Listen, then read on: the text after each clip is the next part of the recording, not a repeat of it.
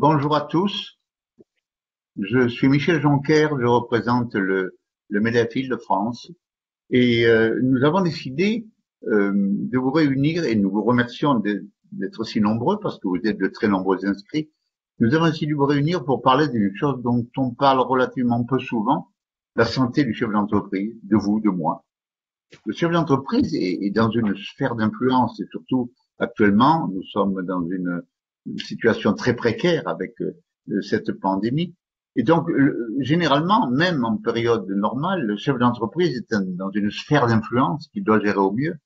Quand je dis sphère d'influence, ça veut dire qu'il doit toujours être à 360 degrés pour regarder autour de lui tout ce qui se passe. Et il doit gérer quoi?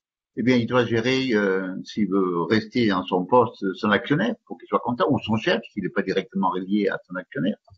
S'il gère pas ni son actionnaire ni son chef, ben, il perd son travail. Donc, il doit gérer son personnel. Il doit gérer son personnel en recrutement. C'est un assembleur de compétences pour qu'il y ait une alchimie qui permet à tout le monde de faire une équipe, une entreprise qui mène passe de l'or, qui crée de l'or, comme les alchimistes. Il doit créer la formation continue, la santé physique et psychique de son personnel.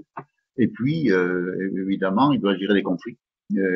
Mais les conflits, ça se gère aussi, même en situation, je dirais, normale. Et l'entrepreneur et son personnel, ils vont gérer qui? Ils vont gérer la concurrence, ils vont gérer les clients, ils vont gérer toute la réglementation qui existe, son environnement, son développement durable, l'amélioration de tous ces processus.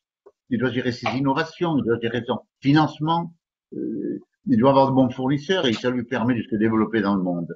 Il doit gérer aussi sa transmission d'entreprise, il doit gérer énormément de choses. Mais il y a une chose dont on parle plus souvent autour de ça, c'est qu'il doit se gérer lui-même aussi. Et pourquoi? Parce que si il se gère pas lui-même, si lui-même n'a pas une bonne santé physique et psychique, son entreprise va pas être au meilleur de ce qu'il doit être, parce que c'est quand même lui la locomotive, et son concurrent va être meilleur que lui, si lui a le concurrent a une meilleure santé physique et psychique. Donc voilà, nous avons décidé de vous parler de cette santé du chef d'entreprise, d'autant plus qu'en cette période de pandémie, il y a beaucoup plus de stress qui fait que la santé morale influe sur la santé physique. Et donc nous avons décidé d'avoir avec nous deux grands interlocuteurs qui vont évidemment tout faire pour vous expliquer ce qu'est cette santé-là. Et donc nous voulons nous apporter aujourd'hui dans cette difficulté des changements majeurs qui vont arriver, et tout changement est porteur d'opportunités, tout changement est porteur de confiance, si on veut bien le voir. Et alors donc, nous sommes ici pour vous dire maintenant, qu'est-ce que vous pouvez faire pour que cette confiance, qui en latin veut dire confide, avoir foi en soi-même, foi en l'entreprise, foi au futur. Eh bien, donc, c'est tout ce qui va se passer pendant une heure. Je vous passe la parole maintenant à Fabien Ossislo, qui représente la fondation MMA des entrepreneurs du futur, et qui va vous expliquer quels sont ces deux grands intervenants qui sont de réputation mondiale, qui vont vous parler de cette fameuse santé du chef d'entreprise, de vous et de moi, pour améliorer et pour faire en sorte que notre entreprise résiste à tous les malheurs qui deviennent des bonheurs et des opportunités. Je vous passe la parole, Fabien. Oui, merci Michel. Bonjour à tous. C'est vrai que tout ce que tu viens de dire, c'est vrai. On souhaite avant tout vous être utile pendant cette période, parce qu'il faut vous préserver, ça c'est sûr et certain. Il va falloir rester en forme pour naviguer à vue, mais tout en restant dans la clairvoyance. Donc voilà, en deux mots, le déroulé de notre webinaire ce matin sera le suivant. Donc dans un premier temps, nous aurons le plaisir d'accueillir le professeur Olivier Torres. Olivier est professeur à l'Université de Montpellier et au Montpellier Business School. Il est également président de l'Observatoire Amarok, qui est le premier observatoire sur la santé des chefs d'entreprise et les travailleurs indépendants. Donc son intervention abordera notamment le rôle clé de la vigilance entrepreneuriale face à la crise de la Covid. Dans ce cadre-là, alors nous serons sondés deux fois. au cours de cette intervention. Puis nous aurons le docteur Gérard Osterman, mais je laisserai le soin à Michel de le présenter. Voilà. Alors toujours dans le programme des festivités de ce matin, tout au cours de ces échanges, vous pourrez poser vos questions. En fait, on a un système de chat sur la droite. Alors je crois que ça s'appelle, si je dis pas de bêtises, discussion de l'événement. En fait, c'est sur la droite, vous avez une espèce de petite bulle. Vous verrez, et quand il y a des questions posées, il y a des petits numéros qui s'affichent. Voilà. Écoutez, je lui ai tout dit me concernant. Donc, professeur Torres, je vous laisse la parole. Très bien, très bien. Merci Fabien, merci Michel Jonker. Sachez que moi d'abord je suis ravi d'être présent avec vous face à autant de chefs d'entreprise qui sont connectés. Et c'est pas la première fois que j'ai l'occasion de parler de la santé des dirigeants, notamment avec le MEVO, puisque j'ai eu l'occasion d'être une fois invité aux rencontres du Sablier. Et donc, c'est à nouveau, présentement, je vais prendre la main pour vous présenter quelques documents. Donc, vous allez me dire si vous voyez à l'écran ce que je souhaite vous projeter. Est-ce que vous voyez ce que je vois moi aussi? Est-ce que quelqu'un peut me répondre? Non, on ne voit pas pour le moment. Bon, non, tu n'es pas encore en partage d'écran. Je ne suis pas en partage d'écran? Non. Alors, attendez, hop. Il faut que j'appuie peut-être là. Et puis là, voilà, partager, voilà. OK. Voilà, et je pense que là, ça devrait être bon. Dites-moi. Oui. C'est bon? Eh bien, parfait. Bon, mais comme je disais, merci à Michel Jonker et merci à la Fondation des entrepreneurs du futur de nous permettre de prendre la parole sur ce sujet. Et moi, je vais commencer par une promesse. C'est qu'on a dit qu'on commençait à 11h et qu'on terminerait à midi. Je peux vous garantir que la réussite d'une conférence comme la nôtre, digitale et interactive, c'est vraiment le respect des temps. Le temps de l'entrepreneur est un temps extrêmement précieux. Et donc, voilà, on arrivera à faire passer le contenu et sachez qu'à midi 2 tout au plus, eh bien, vous pourrez vaquer à d'autres occupations. Alors, premier point, sondage. Vous qui nous écoutez, comment allez-vous?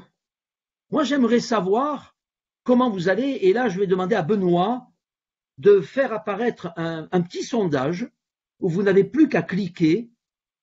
Et Benoît, peut-être vous pouvez prendre la parole pour expliquer à nos auditeurs.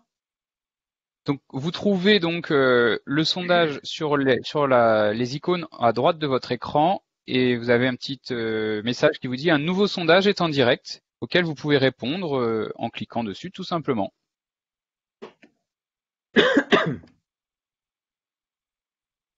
Alors, on va vous laisser quelques instants pour répondre.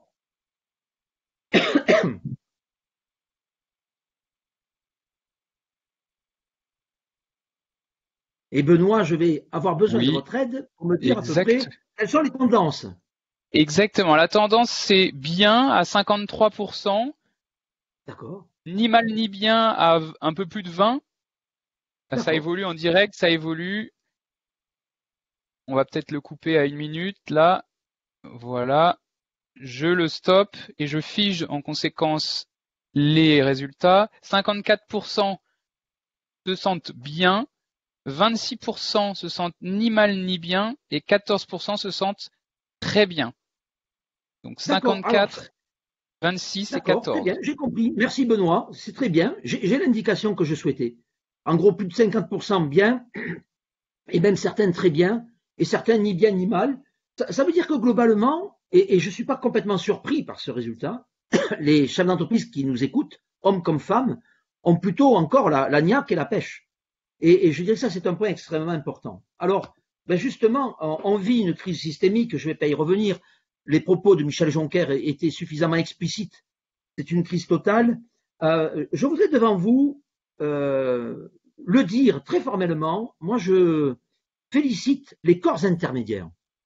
Parce que cette crise, bien sûr, le rôle de l'État. Songez qu'il y a eu plus de 62 ordonnances depuis la crise. C'est un record sous la Ve République. Et je pense même que c'est un record de toutes les républiques que la France a vécues.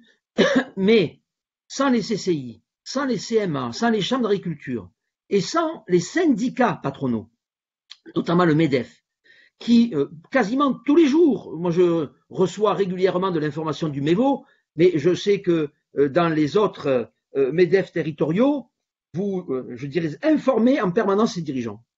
Heureusement que vous êtes là, parce que les grands corps de l'État ne peuvent pas tout, et ça c'est un point extrêmement important. Alors, les grands résultats d'Amaroc, que j'ai créé il y a une dizaine d'années, je vous donne déjà le résultat. Entreprendre, c'est bon pour la santé. Il y a une salutogénèse entrepreneuriale. Alors, je ne vais pas développer ça là, maintenant avec vous, on est en période de crise. Mais le grand résultat qu'on a observé, je vous passe les détails, mais on a une dizaine de résultats divers, mais qui sont tous convergents. Les entrepreneurs, les travailleurs non salariés sont, je dirais, dans un rapport au projet, à la dynamique, et ça, c'est très bon pour la santé. En revanche, ce qu'on constate, c'est qu'entreprendre, c'est aussi épuisant. Et donc, toute la question, pour nous, Observatoire à Maroc aujourd'hui, et la Fondation des entrepreneurs du futur, MMA, est aussi à nos côtés, c'est comment entreprendre sans s'épuiser. Parce que nous avons besoin d'entrepreneurs pour redynamiser, redémarrer l'économie, la relancer, et puis la faire vivre. Mais comment faire en sorte que ces hommes et ces femmes qui travaillent, je le rappelle, 55 heures par semaine, ne soient pas à un moment donné épuisés et qu'il y ait des risques de rupture. Alors, je dirais que dans le contexte actuel, les deux idées que je voudrais vous faire passer, c'est d'abord la vigilance entrepreneuriale, et Michel Jonker l'a dit tout à l'heure, toute crise suscite bien sûr des menaces, bien sûr des contraintes, mais aussi des opportunités. Et je voudrais vous dire 2-3 mots sur des mesures que nous avons faites là, maintenant, en plein confinement. Et puis, je terminerai mon propos en vous donnant quelques conseils qu'on appelle le coping. Coping, c'est comment faire face, je dirais, au stress, comment faire face à des situations qui sont parfois compliquées. On verra qu'il y a plusieurs stratégies et je vous donnerai quelques conseils pour adopter ce qui apparaît, en tout cas en l'état des connaissances de la science aujourd'hui, les bonnes pratiques et celles qui le sont moins. Alors allons-y. Nous avons réalisé une enquête nationale avec 1925 chefs d'entreprise qui ont répondu, et ce que nous avons constaté, et vous n'allez pas être surpris, c'est que, regardez surtout la colonne qui est jaune, c'est le score de burn-out. Et celle qui est cerclée en rouge, c'est, je dirais, le niveau de burn-out le plus élevé qu'on ait jamais mesuré de l'histoire de l'Observatoire Maroc depuis 10 ans. On passe notre temps, on a interrogé des milliers de chefs d'entreprise depuis 10 ans, et effectivement, c'est pas surprenant. Pendant cette crise, le niveau d'épuisement des chefs d'entreprise s'est fortement élevé. Et ça, c'est, je dirais, un niveau qui est significatif. Alors, si certains d'entre vous étaient en situation difficile, d'abord un mot, j'y fais rapidement allusion, le portail du rebond. N'attendez pas d'être en dépôt de bilan ou en processus de liquidation ou pour, je dirais, vous mettre à écoper. Il faut être le plus précoce possible. Et je vous informe que le portail du rebond a obtenu, le 16 novembre dernier, le Grand Prix européen de la promotion d'entreprise qui a été remis par la Commission européenne. Donc voilà, je m'en fais l'écho parce que l'Observatoire à Maroc que je préside est une des 6 associations du portail du rebond. Vous avez aussi APESA, Second Souffle, 60 000 rebonds, SOS Entrepreneurs, recréés, et bien sûr l'Observatoire à Maroc. Et donc, si certains sont en difficulté, n'hésitez pas à vous rapprocher du portail du rebond. Alors, la bonne nouvelle, je dis bien la bonne nouvelle, c'est ce que j'ai appelé le décret de la volonté. C'est-à-dire face aux ordonnances de l'État, qu'est-ce que vous avez fait, vous, entrepreneurs qui nous écoutez? Eh bien, vous avez adopté ce que j'appelle le décret de la volonté, c'est-à-dire regardez les caractéristiques que, d'ailleurs, n'hésitez pas à prendre une photo des caractéristiques que j'ai évoquées sur ce tableau. La capacité d'adaptation, la résilience, Gérard va tout à l'heure en parler, l'auto-efficacité, l'optimisme, l'espoir. Toutes ces caractéristiques sont, je dirais, des traits de personnalité, mais ils ont une double, je dirais, vertu. D'abord, ils sont bons pour la santé, ces traits, et ils sont positivement corrélés à l'esprit d'entreprendre. C'est pour ça que je me suis permis d'inventer le terme de capital salutopreneurial, à la fois salutogène et entrepreneurial. Eh bien, regardez pendant la crise, à l'exception de l'optimisme, on peut comprendre pourquoi. eh bien, la plupart des traits et des caractéristiques et des capacités ont augmenté. Ce qui veut dire que le capital débrouillardise, qui est en général un des traits de fabrique des entrepreneurs, eh bien, c'est stimulé dans la situation de crise. Et ça, c'est un point extrêmement important. Et d'ailleurs, je le dis toujours, apprenez à vos enfants à s'adapter. Je dirais que même, si on devait prendre une définition de l'intelligence, c'est la capacité d'adaptation. C'est pas le fait d'avoir des diplômes, des connaissances, ça aide, bien évidemment. Mais c'est surtout la capacité d'adaptation d'un être humain, à être capable de comprendre la situation, peut-être de la réinterpréter positivement et puis après d'agir. Et ça, je dirais que c'est un point extrêmement positif. Alors, premier point que je voulais évoquer avec vous, la vigilance entrepreneuriale. Je suis prof d'entrepreneuriat depuis une trentaine d'années et peut-être que certains le savent, l'entrepreneuriat, ce qu'on appelle l'entrepreneurship en anglais, c'est la science de l'opportunité. Et ce qui m'a toujours intéressé et passionné, c'est d'étudier comment un être humain est capable justement de transformer les contraintes en opportunités. Et comment 3 individus, 3 entreprises du même secteur, de la même taille, de la même organisation, il y en a une qui va régresser, une qui va stagner et une autre qui va progresser. Comment expliquer ça? Cette question-là, les économistes sont incapables d'y répondre parce qu'ils ont une vision macroéconomique. Mais quand on est en entrepreneuriat, on répond très simplement, c'est la stratégie. Et la stratégie, elle réside très souvent dans les PME, TPE, dans la tête de l'individu, la vision qu'il a. Et alors cette vigilance entrepreneuriale, c'est 3 étapes. L'information. Un entrepreneur, c'est d'abord un homme ou une femme qui est informé. Mais l'information ne suffit pas. Faut-il après transformer l'information en activité et en idée? Et une idée, c'est une activité de l'esprit. Et le passage de l'information à l'idée, parfois, pose problème. Mais je dirais que les entrepreneurs que vous êtes, très souvent, vous fourmillez d'idées. Vous en avez parfois plusieurs par jour. Moi, j'ai beaucoup de salariés qui me disent, mais moi, mon patron, ma dirigeante, ce sont des gens qui ont énormément d'idées sans arrêt.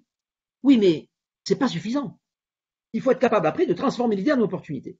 Donc 3 phases. Qu'est-ce qui s'est passé pendant la crise? Regardez. J'ai mis des scores, je ne rentre pas dans le détail. Mais phase de recherche d'information, oui, les entrepreneurs étaient en alerte. Vous avez énormément cherché d'informations pendant cette crise.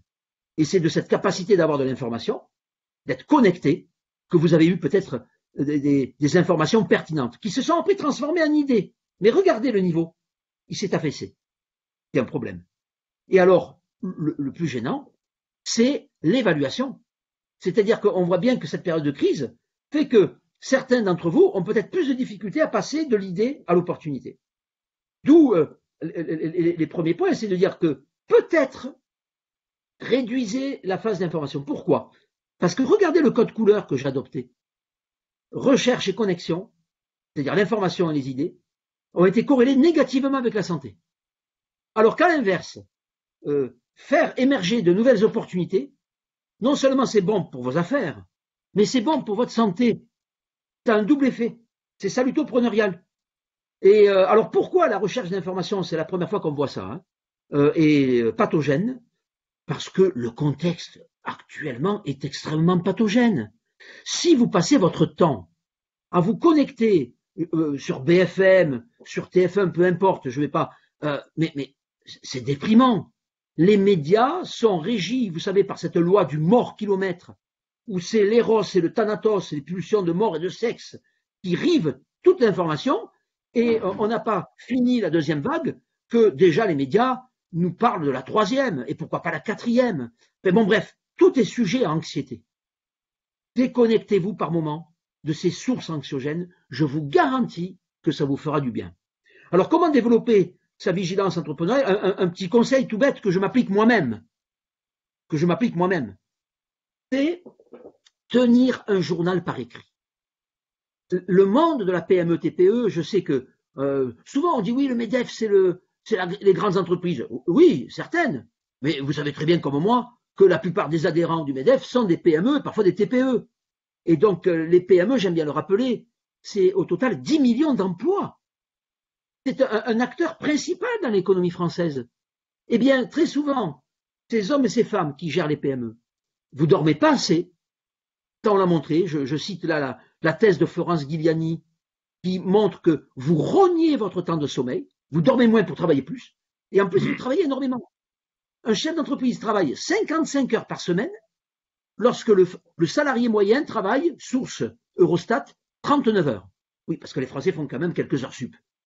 Donc, vous travaillez beaucoup, vous dormez peu, vous êtes fatigué, d'où la notion d'épuisement.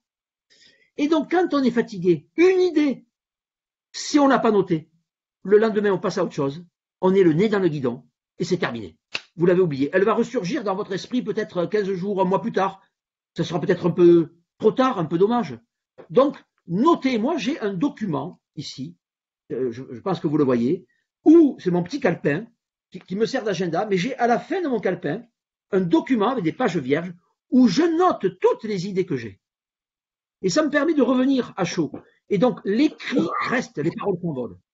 Deuxième élément, une fois que vous avez écrit ces idées, eh bien, posez-vous la question de la mise en œuvre. C'est quoi? Qui fait quoi, où, quand, comment, pourquoi? Toujours.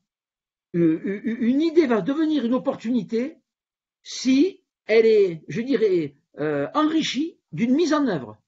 Et puis enfin, une fois que vous avez fait émerger toutes ces opportunités, évaluez-les et regardez en quoi ces opportunités vont dégager un bénéfice avantage pour vos affaires. Et j'aime bien rappeler, je terminerai sur ce point-là, les opportunités, c'est une idée dont la mise en œuvre conduit à un bénéfice. Et Michel Joncker parlait tout à l'heure du latin pour confiance, bénéfice, benefatio. Ça veut dire faire le bien. Donc il n'y a aucune vergogne à faire du bénéfice. On devrait promouvoir le bénéfice. Parfois, on a tendance un peu à jeter le discrédit sur ceux qui veulent faire du bénéfice, ou alors le profit, c'est le profiteur. Non, non, non. C'est très bien pour vos affaires et pour l'environnement économique du pays de faire des bénéfices.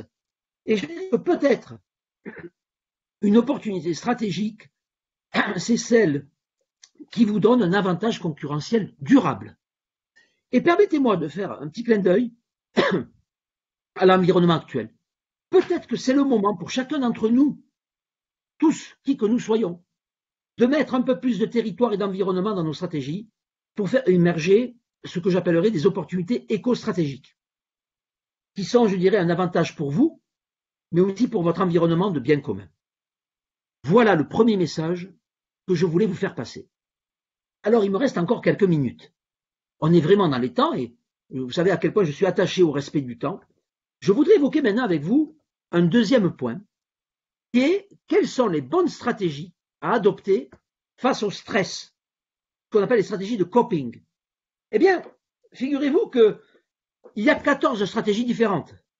Je vous les livre. Vous pouvez d'ailleurs prendre en photo cette liste. Et cette liste, on la doit à deux chercheurs américains, Lazarus et Folkman. Lazarus, un homme, Folkman, une femme, qui ont passé toute leur vie à étudier comment l'être humain se comporte face à des situations stressantes. Et donc, ils ont identifié 14 stratégies différentes. C'est ça que je voulais vous dire. Alors, lesquelles je vous les livre là? Le coping actif. Ça veut dire je détermine une ligne d'action et je la suis. La planification. C'est-à-dire je fixe des étapes à suivre. La réinterprétation positive. C'est une façon de gérer le stress. Ma grand-mère disait toujours à tout malheur, quelque chose est bon. Et donc, c'est aussi une façon de réinterpréter positivement ce qui nous arrive. La distraction.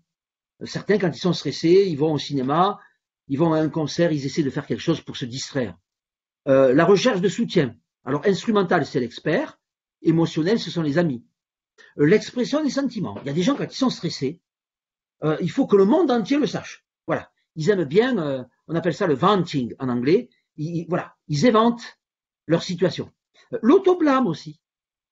Mea culpa 3 fois. Il y a des personnes qui gèrent leur stress comme ça. L'humour est un bon moyen de gérer le stress. Le déni, certains, là c'est un peu la politique de l'autruche. La religion. Alors Lazarus et Folkman sont des Américains, mais prier, certains ça leur fait du bien. Le désengagement comportemental, ça me saoule, j'arrête. Il y en a qui sont comme ça. Et puis, j'allais dire, hélas, utilisation de substances. Hein. Il y a des gens, quand ils sont stressés, ils se mettent à fumer. Voilà. Alors, Benoît, est-ce que vous m'entendez? Oui, oui. Ah, eh bien, j'aimerais qu'on interroge nos auditeurs, parce que j'ai une question à vous poser. C'est quelles sont les stratégies que, en général, vous adoptez quand vous êtes en situation de stress? Et alors, je ne sais pas si on peut avoir plusieurs réponses. Oui. Eh bien, très bien. Vous avez le droit de cocher 1, 2, 3, 4 réponses. Après, vous pourriez me dire peut-être que vous pourriez cocher tout, mais en tendance en général. Voilà. Allez, on lance le sondage. Lançons le sondage. Permettez-moi de boire un peu. Et vous retrouvez, comme tout à l'heure, le sondage sur la droite de votre écran.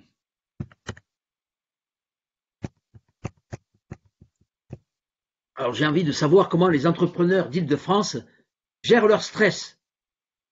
Bon, mais hier, je dirais que si vous êtes des supporters du PSG, vous n'avez pas trop stressé.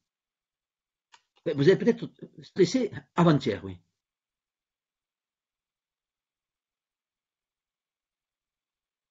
J'aurais pas bien sûr fait d'allusion au foot si j'étais avec Marseille. Alors, est-ce qu'on a les résultats, s'il vous plaît, Benoît? Alors, on a une dizaine de votes à présent. On en a un petit peu moins que tout à l'heure. Dites-moi les réponses globales. Donc là, l'humour est en tête, 40%, suivi de la planification dans le deuxième. On est aux alentours de 20% à peu près. Et la distraction arrive en troisième à hauteur de 12-13%. Voilà, c'est l'humour qui se dégage et qui reste en tête. D'accord, l'humour et la planification aussi. L'humour, la planification, je vais stopper maintenant. Humour, planification et réinterprétation positive et distraction à égal très bien. À 14%. Voilà. Merci Benoît. Eh bien, je vous félicite parce que globalement, de ce que me dit Benoît, vous adoptez les bonnes stratégies. Et ça, nous avons fait des mesures. Une des raisons d'ailleurs de la salutogénèse des entrepreneurs, c'est qu'en général, vous adoptez les 4 stratégies que vous voyez. Alors, lesquelles? Et regardez d'ailleurs, ça raconte un peu la même histoire. D'abord, l'acceptation. Accepter, ça ne veut pas dire se résigner. Accepter, c'est accueillir la situation. Ça ne sert à rien de dire il y en a marre du Covid. La situation, elle est là. Elle se présente à nous. Je l'accueille, je la comprends. Ça ne veut pas dire que je me résous à tout subir. Certainement pas. Agir, oui. Subir, non.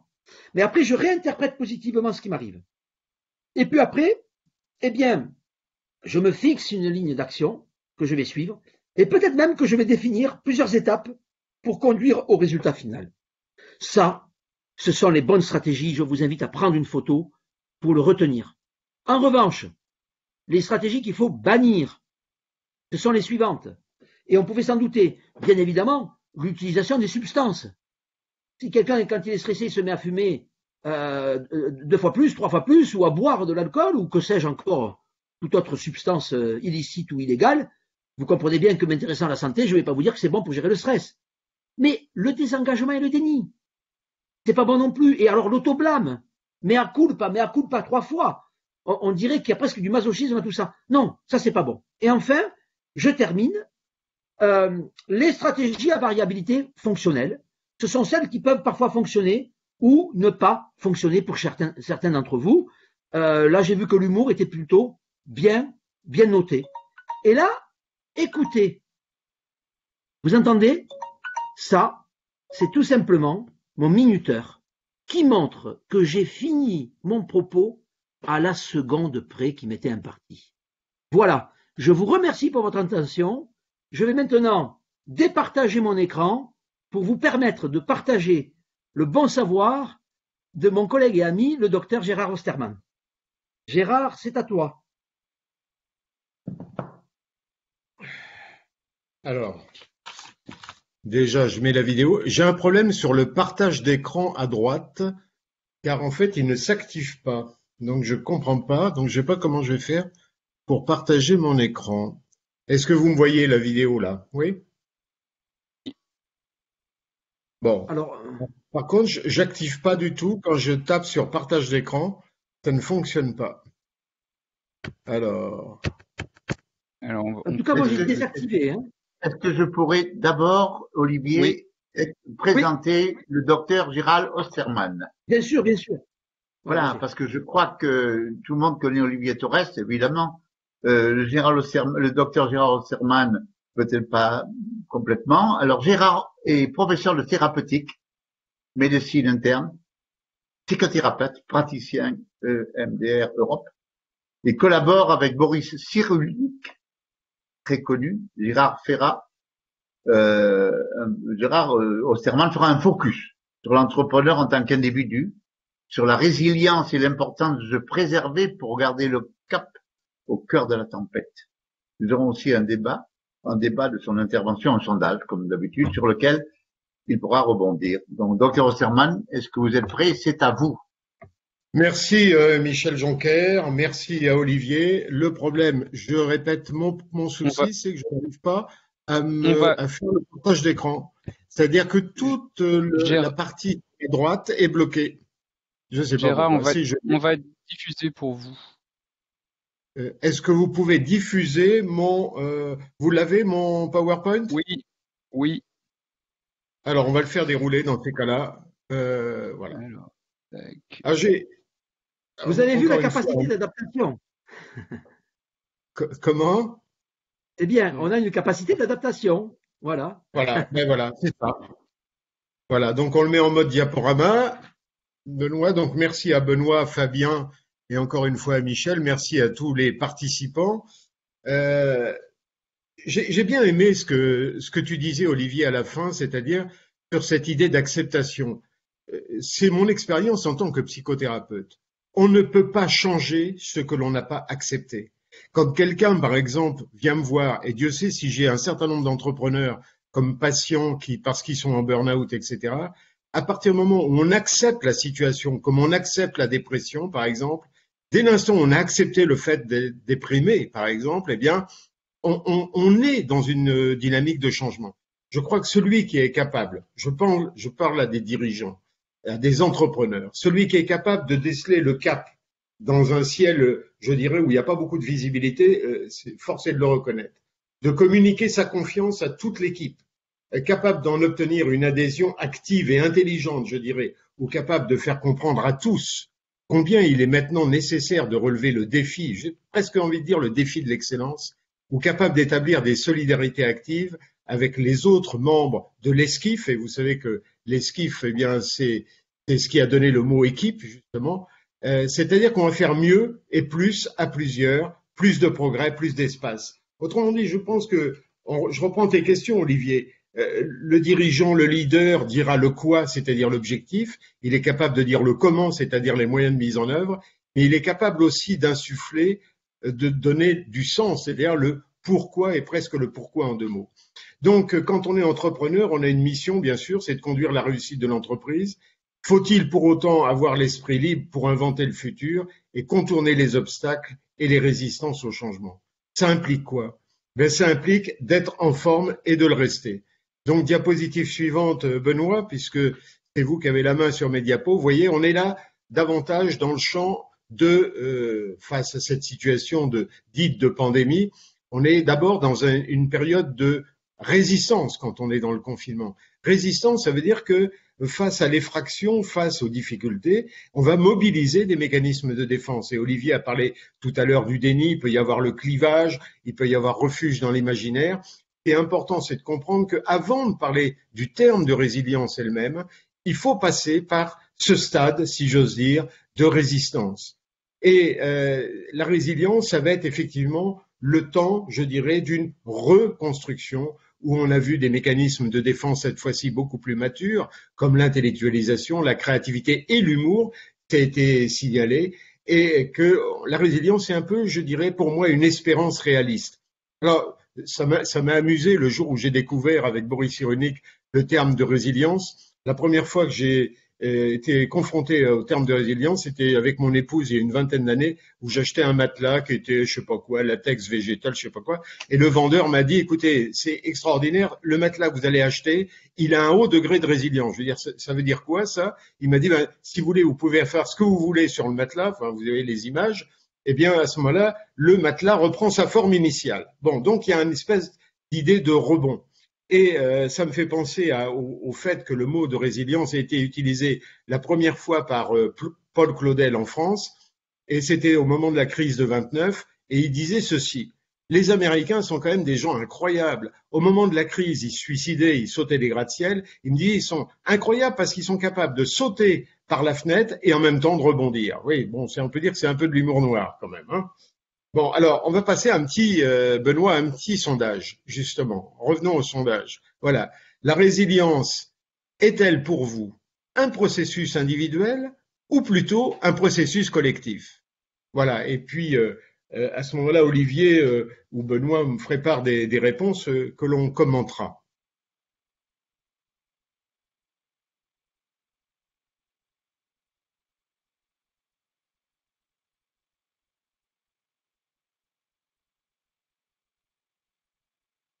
Y a-t-il toujours du son?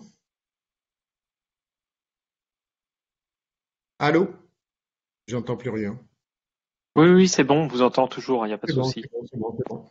Ok.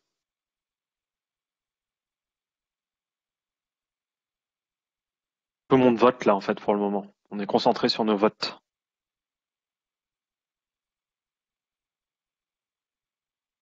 Et donc, les C'est un résultats. suspense insoutenable. On voit Ouais. Allez, les vas-y, scores évoluer en Olivier, temps est-ce que tu réel. les vois? Si tu les vois, tu peux Oui. les. Alors, Vas-y. Gérard, c'est plutôt en réponse qui se détache assez nettement, 2 tiers, 1 tiers. 2 tiers de nos auditeurs considèrent que c'est un processus individuel. Merci Olivier de cette réponse qui va me permettre d'alimenter mon propos. Pourquoi? Parce que j'ai l'impression que spontanément, on a envie de dire que la résilience est un processus individuel, c'est-à-dire, et là, Benoît, vous pouvez nous passer la diapo suivante, parce qu'on fait justement dans cette résilience souvent une confusion, c'est-à-dire qu'on pense que c'est une capacité. Et d'ailleurs, c'était une erreur et un contresens de la résilience, c'est de penser qu'il y a des gens résilients et puis il y a des gens qui sont beaucoup moins résilients. Eh bien, je crois qu'il faut corriger cette conception parce que la résilience est avant tout le fait d'une interaction sociale. C'est le fait qu'il y a eu quelqu'un autour de nous qui nous a permis, si vous voulez, de rebondir justement. C'est-à-dire qu'on pourrait dire que le ressort ultime de la résilience, eh bien, c'est la force de la faiblesse. En tout cas, c'est une relative souplesse. Alors c'est vrai que aujourd'hui la résilience c'est un mot qu'on utilise un peu à toutes les sauces, si j'ose dire. L'autre jour j'ai eu mon banquier, on parlait des assurances vie que j'ai chez eux en compte, et il m'a dit ne vous inquiétez pas, docteur Osterman, la banque LCL est résiliente. Vous voyez, donc on l'utilise un peu à toutes les sauces. Je pense que ce halo sémantique, c'est la rançon de la gloire d'un succès rapide de la résilience, mais qu'il faut bien comprendre que la résilience, c'est à la fois un résultat, c'est à la fois une capacité, c'est vrai qu'elle existe, mais en même temps, c'est surtout le fruit d'un processus. C'est du moins depuis 20 ans ce que l'on dit dans nos groupes de recherche avec Boris Cyrulnik, c'est avant tout le processus. Donc, vous voyez, c'est pas une suradaptation, c'est pas le surhomme. Vous avez ici la photo ancienne d'Olivier Torres. Je passe, diapositive suivante, parce que l'idée centrale, c'est qu'il faut faire appel effectivement à je dirais, des tuteurs de résilience. Parce qu'on n'est pas résilient tout seul. Non, non, mais on peut revenir sur l'autre. Oui, là, diapositive suivante, je vais y revenir là-dessus. Donc, c'est pas une adaptation véritable, c'est le fait qu'on n'est pas résilient tout seul. Il nous faut des interactions positives entre ce qu'on peut appeler des ressources internes, si on peut revenir à la diapo suivante dans ces cas-là, et des soutiens externes. Voilà. Et ça, c'est ça qui est extrêmement important. C'est-à-dire que on voit bien que la survie, comme d'une entreprise, comme d'un individu, n'est pas la vie. À ce moment-là, on est dans la sidération, on est ce qu'on appelle un peu figé, et on risque d'entrer volontiers dans la rumination avec des pensées intrusives. Et comme je dis souvent comme métaphore, qui emprunte le tapis roulant de la rumination file vers la dépression. C'est-à-dire que et Olivier a beaucoup insisté là-dessus, sur cette idée de créativité. Faut-il pour autant trouver autour de nous des personnes signifiantes, bienveillantes, empathiques, créatives, qui vont nous permettre justement de rentrer dans un tournant un peu décisif, un tournant créateur. Diapositive suivante. On fait tourner là, voilà, donc des caractéristiques individuelles, contexte familial, contexte social. Suivante, on passe à la diapositive suivante. Donc, il faut bien comprendre aussi que, vous voyez, on utilise très souvent ce terme de stress que Olivier a beaucoup travaillé. Mais, vous voyez, il y a une différence entre le stress et le traumatisme. En rigueur de terme, on ne peut parler de résilience. On pourrait dire que si on a frôlé ou on a été concerné par le réel de la mort. C'est-à-dire qu'on a vécu quelque chose qui était traumatique. Donc, regardez, vous voyez sur la gauche de la photo, vous avez Hans Selye, qui était prix Nobel, qui a beaucoup travaillé le stress, et on voit bien, si on fait avancer la diapo, que dans la période du stress, voilà, on a une contraction au niveau de la vésicule psychique, on va dire, comme une contraction sur un matériau, mais finalement, il n'y a pas d'effraction, ça c'est le stress, et puis la vésicule psychique va retrouver sa forme d'avant. Diapositive suivante, en revanche, quand il y a effraction, là, si vous voulez, c'est comme une écharpe qui est plantée en nous. Exactement comme quand quelqu'un a subi un viol, une période de guerre, enfin, une blessure importante qui a fait effraction. Et là, on est à ce moment-là, diapositive suivante, dans le psychotraumatisme. Or, il va falloir faire une différence. Quand on parle de résilience, en particulier en entreprise, et Dieu sait si le mot est beaucoup utilisé aujourd'hui, il n'est pas absolument besoin de parler de traumatisme. Il n'est pas besoin de parler de traumatisme parce que l'épreuve est suffisante et suffisamment chronique ou suffisamment répétée pour justement faire un peu la même chose que si on avait un traumatisme en termes de dégâts. Diapositive suivante.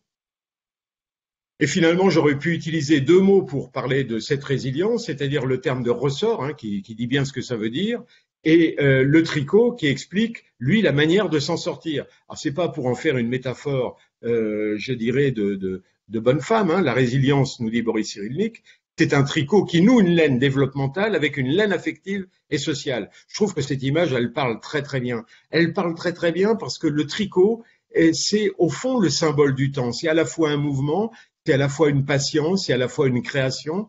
Et on pourrait dire même avec sur le plan de la résilience que même s'il y a des mailles qui ont sauté, eh bien ça peut toujours être repris et tricoté. Et c'est bien ce qui se passe dans l'entreprise. Ça me fait penser toujours à cette phrase de Nietzsche, on dit tout ce qui nous tue pas nous rend plus forts. Oui, il faut être quand même prudent avec cette phrase parce que malheureusement il y a des gens qui vont être, ou des entreprises, hein, qui vont être mis à genoux si j'ose dire, ou par terre.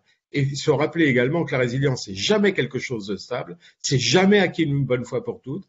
C'est un processus dynamique, c'est un processus d'interaction et ça peut toujours être débordé chez un individu. Donc je vais vous faire diapositive suivante. La résilience en 3 temps et 6 mots, ça c'est la résilience individuelle. Vous voyez que dans cette résilience individuelle, voilà, on peut développer la diapo, on y va, on continue. On voit bien qu'il y a une période qui est la période pendant la crise, pendant par exemple la pandémie aujourd'hui. Diapositive suivante, on a avant un certain nombre de facteurs qui vont permettre justement la résilience, c'est l'attachement confiant, c'est être sécure dans sa famille, c'est avoir une capacité de pensée, de mentalisation, d'imaginer, de rêver. Et on voit bien que, par exemple, là où normalement la famille est le havre de sécurité, eh bien on sait malheureusement que parfois c'est là où il y a la violence la plus extrême et la plus, je dirais, la plus désorganisatrice. Et pendant, par exemple, eh bien, le pendant, c'est soit on a une agression extra-familiale, soit une agression intrafamiliale. Vous avez une agression extra-familiale, comme l'est le Covid d'ailleurs, hein, d'une certaine façon. Eh bien, 80% des gens vont s'en sortir au bout d'un an. 80% à 90%. En revanche, quand il y a une agression intrafamiliale, parce qu'il y a une dimension d'attachement forte, eh bien là, 80%, s'ils ne sont pas aidés, ne vont pas s'en sortir au bout d'un an. Et après, eh bien, vous voyez, c'est l'importance de donner du sens, c'est l'importance de, effectivement, d'avoir ce soutien dans une équipe, le lien social entre nous, parce que effectivement, quelles sont les 3 capacités fondamentales qui vont nous donner le goût du sens de la vie? C'est l'envie d'agir, c'est ce qu'on appelle l'élan vital, c'est la capacité au plaisir, que nous, en psychologie, on appelle l'anédonie quand on a perdu cette capacité au plaisir, et puis le lien aux autres. Et on sait très bien que les facteurs d'anti-résilience, c'est l'isolement affectif, c'est l'humiliation et la honte, et le non-sens qui empêche effectivement tout projet. Diapositive suivante. Alors si on regarde maintenant la résilience organisationnelle, ou la résilience d'entreprise, si vous voulez, et moi je vais le faire pareil en 3 temps et 6 mots. 3 temps, le avant, on développe la diapo. Avant, on va retrouver un peu les mêmes choses. Est-ce qu'il y a véritablement dans l'entreprise une culture de l'attachement, c'est-à-dire une culture de sécurité? On peut être attaché à son entreprise et n'oublions jamais que la résilience, c'est un chapitre de l'attachement. Autrement dit, la capacité d'être sécure dans une équipe, sécure avec ses dirigeants et d'en percevoir toute je dirais, l'élément dynamique va jouer au moment où on va se rencontrer dans la crise. Diapositive suivante. Et vous savez que la crise, si vous connaissez un peu, ou peu importe, la langue chinoise, on l'écrit avec des idéogrammes. Eh bien, le mot crise en chinois comporte 2 idéogrammes. Le premier idéogramme veut dire danger. On pourrait dire avec Olivier Torres aussi contrainte. Et le deuxième idéogramme veut dire opportunité, c'est-à-dire capacité de dépasser quelque chose. Qu'autrement dit, l'obstacle devienne le levier. Et ensuite, après, eh bien, diapositive suivante, le après, c'est encore une fois toujours la question du sens, c'est-à-dire la capacité de donner du côté des dirigeants quelque chose qui influence, qui met en action 3 choses qui me paraissent fondamentales et que Olivier déjà a développé. C'est l'émotion, le cognitif et l'action. Donc, ce n'est donc pas sur la finalité de son action que le dirigeant résilient va faire la différence. C'est sur ses principes et ses méthodes d'action. Et ça me paraît fondamental. Diapositive suivante. Et là, on va arriver donc à ces 4 étapes du rééquilibre résilient que sont effectivement la survie. Encore une fois, la survie n'est pas la vie. L'adaptation, Dieu sait si ça a été dit avec Olivier tout à l'heure, pour non seulement se rétablir, mais développer. Ça veut dire justement être dans une vraie créativité. Alors vous voyez sur la gauche de la diapo un personnage que tout le monde connaît qui s'appelle Panoramix, à ne pas confondre, ou du moins c'était peut-être un peu intentionnel, avec un certain directeur d'un institut universitaire du côté de Marseille. Bon, on est toujours un peu dans ces dynamiques-là, on attend toujours un peu la potion magique des choses. La potion magique, elle demande au fond beaucoup de travail, elle demande beaucoup de pensée, et je reviendrai sur les 3 étapes effectivement qu'a développé Olivier Torres, parce qu'il faut vraiment penser les choses. Et qu'est-ce que c'est penser? C'est aussi penser ce à quoi on ne pense pas d'habitude. Diapositive suivante, sinon on est juste dans la répétition. Rappelons-nous que pour rester en forme, pour rester lucide, eh bien, il nous faut aussi cette capacité de santé et de forme, qui est le premier capital immatériel des toutes petites entreprises, des PME. C'est-à-dire qu'il faut être à l'écoute des besoins et des attentes pour, d'une certaine manière, je dirais, rester en forme, c'est-à-dire rester capable et rester dans sa créativité. Et il y a 3 règles très simples, parce que là, j'ai pas le temps, là, maintenant, de développer ça, mais c'est ce que j'appelle la règle des 3 V. La règle des 3 V, c'est quoi? C'est végétal, c'est vrai et c'est varié. Végétal, ça veut dire on va quand même privilégier les calories végétales, ce qui ne veut pas dire qu'on va tomber dans le régime vegan, hein, mais il faut essayer de diminuer un peu les protéines animales au profit des calories plutôt végétales. La notion de vrai, c'est qu'il faut quand même considérablement limiter les produits ultra transformés qui sont souvent riches en acides palmitiques, etc. Et je vous assure que sur le plan de la santé et de la cognition, c'est utile. La 3e règle, c'est manger varié, c'est-à-dire de saison, local et si possible bio. Et puis, il y a le sommeil, ça a été dit tout à l'heure, on a perdu tous des heures de sommeil qui sont absolument indispensables. Et vous savez par exemple que la phase de rêve, eh bien, comme le dit Michel Jouvet à Lyon, qui n'est plus de ce monde, mais qui a écrit des ouvrages et travaillé justement sur ce monde du rêve dans sa fonction, c'est une reprogrammation neurogénétique. Autrement dit, la nuit, quand on rêve, eh bien, on se reprogramme, on traite des dossiers, on digère des choses qu'on n'a pas pu digérer dans la journée. Donc, c'est fondamental. Et si vous prenez des hypnotiques, eh bien, rappelez-vous que des hypnotiques, eh bien, je ne vais pas donner les noms, ces hypnotiques sont des anesthésiques. Ce ne sont pas des somnifères véritablement, puisqu'ils nous brisent ou ils abîment notre capacité justement de rêver. Activité physique fondamentale, puisqu'on sait que dans le champ de la sédentarité, eh bien, les gens, j'entends souvent, hein, même des chefs d'entreprise me dire, oh ben, Je fais 2 fois par semaine un peu de jogging ou 1 fois par semaine, et donc je ne suis pas sédentaire. Mais si, on peut parfaitement être sédentaire parce que au cours de notre activité de travail, on ne bouge pas assez. D'où l'intérêt de mettre la photocopieuse à distance ou la machine à café à distance pour au moins bouger régulièrement. Diapositive suivante. Et puis il y a quelque chose qui est fondamental, et j'aime beaucoup cette peinture de Vladimir Makovsky. Pour être en forme, il faut aussi fabriquer justement de l'optimisme responsable. Vous voyez, sur la gauche du tableau, eh bien voilà, on a un sage, d'une certaine manière, qui a une forme d'optimisme. Il a sa canne, qui montre aussi toute son expérience. On pourrait imaginer des nœuds sur la canne, et puis il a son sac. On pourrait dire son bagage, son expérience. Et vous voyez, cet optimiste-là, il va être différent de celui qui est sur la droite, qui est un peu replié sur lui, d'une certaine manière. Et ça me fait penser, c'est à ces gens qu'on entend, et aujourd'hui on est dans une culture de l'anxiété. Ça me fait penser à ce cher et regretté Desproges. Desproges disait, comme Pasteur a inventé la pasteurisation, le docteur Jean-Pierre de Moral a inventé la démoralisation. Ça, c'est les gens qui sont anxiogènes et qu'on rencontre régulièrement. Alors, un jour, on voit le docteur Desmoral, Jean-Pierre Desmoral, qui est là, et puis sa femme de ménage est en train de passer le balai, et elle lui dit « Fait beau, hein, docteur ?» Et à ce moment-là, le docteur Jean-Pierre Desmoral lui répond « Oui, mais ça va pas durer. » Vous voyez, c'est-à-dire qu'on connaît ces gens-là qui, d'une certaine manière, au fond, nous cassent notre espoir, cassent je dirais, notre enthousiasme de vie. Je pense qu'un dirigeant optimiste, c'est dans tous les cas de figure, un dirigeant qui s'accorde et accorde le droit à l'erreur, mais qui est justement dans cet apprentissage collectif, donc capable d'innover et de faire bouger les lignes. Diapositive suivante, eh bien aussi, c'est la gestion du stress, c'est comment trouver l'équilibre et la sérénité, parce que effectivement, avec tous les événements que l'on vit, on sait très bien que parfois, on a, comme on dit, on a un peu perdu le nord, et si on a perdu le nord et qu'on est désorienté, eh ben on est à l'ouest, si vous voyez ce que je veux dire, comme disent les jeunes, donc il nous reste plus que le sud. Ce à quoi Nino Ferrer a dit, eh bien, la vie dure 1 million d'années. Bon, enfin, on va essayer d'éviter ça.